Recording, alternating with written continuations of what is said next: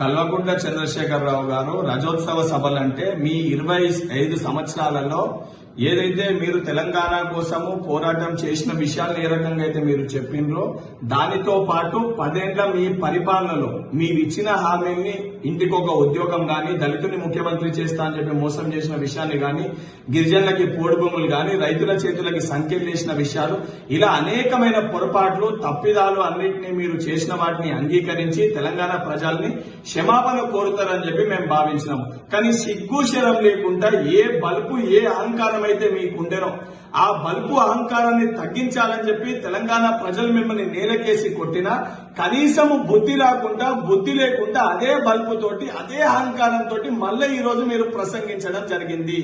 తెలంగాణ రాష్ట్రం ఈ రోజు ఇచ్చింది సోనియా గాంధీ గారు. ఏదైతే కుటుంబ సమేతంగా సోనియా గాంధీ దగ్గరికి గాంధీ కుటుంబాన్ని దగ్గరికి మీరు వెళ్లి కాలు మొక్కిన విషయాన్ని మర్చిపోయినరా? లేదా 10 సంవత్సరాలు మీరు తెలంగాణ రాష్ట్రానికి ముఖ్యమంత్రి అయిందంటే అది సోనియా గాంధీ గారు ఆ రోజు చొరవ తీసుకుని అటు ఆంధ్రప్రదేశ్ లో కంప్లీట్ గా కాంగ్రెస్ పార్టీకి ఏదైతే రేపు భవిష్యత్తు ఉండదని తెలిసి కూడా ఇచ్చిన మాట మేరకు తెలంగాణ రాష్ట్రాన్ని ఇచ్చిన గాంధీ కుటుంబాన్ని విమర్శించేది కొంచెమన్నా సిగ్గు ఉండాలి. ఈ రోజు ఊసర్వెల్లి లెక్క ఎప్పుడు ఏ అవసరం ఉంటే ఆ రకంగా మాట్లాడే వ్యక్తివి నువ్వని ఈ రోజు నీ ప్రసంగంలో చాలా స్పష్టంగా కనబడ్డది.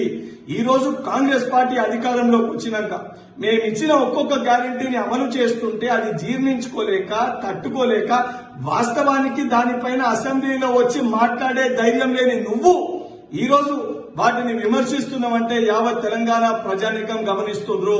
నువ్వు చేసిన తప్పిదాలకి కనీసము మొన్నటిసారి నీకు ప్రతిపక్ష పార్టీ నాయకునిగా ప్రజలు హోదా కల్పించారు.